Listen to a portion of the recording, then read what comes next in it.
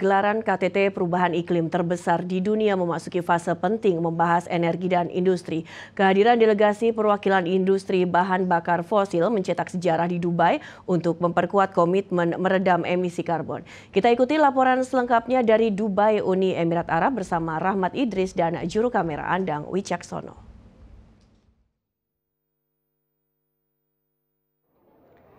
Ya, saudara, memasuki hari ke-6 gelaran Conference of Parties atau COP28 di Dubai, Uni Emirat Arab ini, hari terus bergulir dengan silih berganti pemimpin dunia naik ke podium dan menyampaikan pandangan mereka tentang upaya kolektif negara-negara di dunia untuk menekan emisi karbon. Hari ini spesial karena sebuah tema khusus diangkat dan menjadi fokus seluruh delegasi, yakni energi dan industri. Kita tahu bahwa energi dan industri sangat berkaitan erat dengan industri merupakan salah satu penyumbang utama emisi karbon di planet bumi. Nah, satu sejarah juga berhasil ditorehkan di hari ke-6 ini, saudara, dengan lebih dari 2.500 delegasi yang mewakili industri non-fossil fuels, begitu.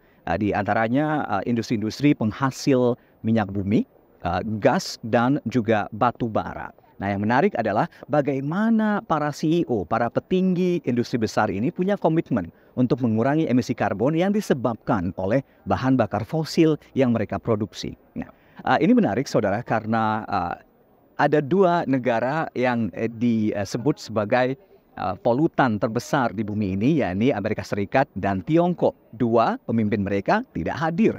Joe Biden dari Amerika Serikat tidak hadir, ia diwakili oleh Wakil Presiden Amerika Serikat Kamala Harris dan juga Special Envoy for Climate Change atau utusan khusus untuk perubahan iklim, Senator John Kerry.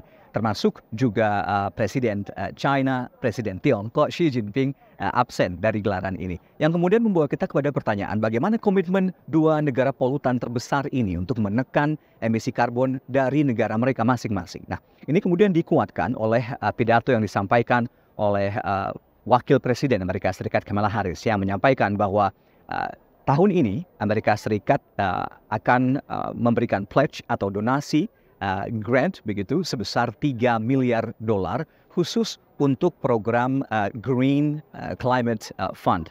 Nah, ini merupakan sebuah program yang sudah dibangun sejak tahun 2010 lalu dengan total dana yang telah mencapai $20 miliar dan $3 miliar yang dikucurkan tahun ini, saudara, merupakan tambahan dari $2 miliar yang telah diberikan tahun lalu.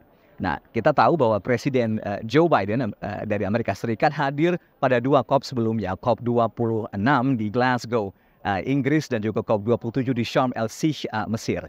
Tidak hadirnya beliau kemudian membawa pertanyaan bagaimana komitmen, namun dijawab langsung oleh Kamala Harris bahwa tidak berkurang komitmen Amerika Serikat untuk memberikan sumbangsi nyata pada upaya membiayai proyek-proyek yang berkaitan dengan menjawab tantangan climate change atau perubahan iklim yang dihadapi dunia saat ini.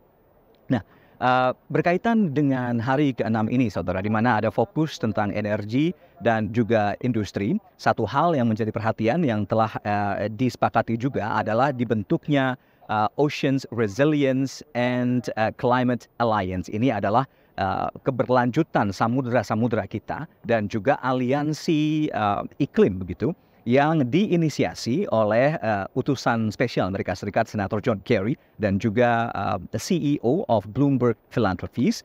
Ya, sejumlah $250 juta telah dikumpulkan untuk Orca ini. Ini juga disambut baik oleh Presiden Emmanuel Macron dari Prancis yang menyatakan bahwa ini sangat kami tunggu-tunggu, solusi nyata yang kita bisa hasilkan berkaitan dengan eksistensi samudera kita, di mana konsep ekonomi biru atau blue economy saat ini sangat populer, dan ini menjadi kesempatan untuk ditemukannya solusi berbasis samudera untuk menjawab tantangan perubahan iklim. Apalagi dengan Prancis di tahun 2025 nanti akan menjadi tuan rumah untuk UN Ocean Conference. Itu adalah pertemuan samudera tingkat PBB yang sangat prestisius dan memberikan perhatian khusus kepada keberlanjutan ekosistem laut kita.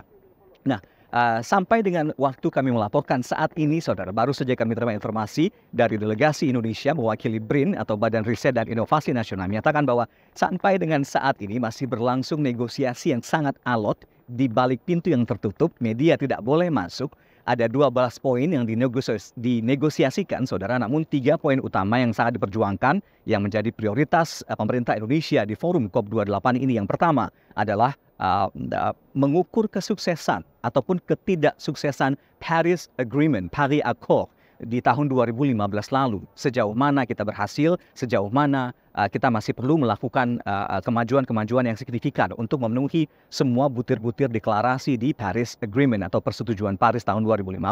Dan poin kedua yang menjadi perjuangan negosiasi alot saat ini adalah Global Stocktake. Untuk pertama kalinya, saudara, di Dubai tahun 2023 pada COP28 ini, Global Stocktake atau upaya untuk mereview kembali segala capaian dari COP28 sejak 2015 Paris Agreement dilakukan. Dalam artian, semua akan terang-terangan.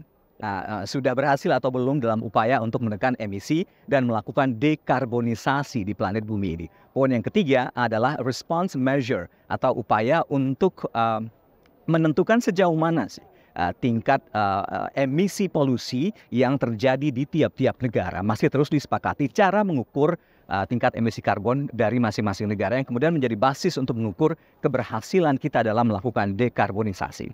Nah, kami akan terus hadirkan informasi lengkapnya untuk Anda dari Dubai. COP28 berlangsung hingga 12 Desember 2023.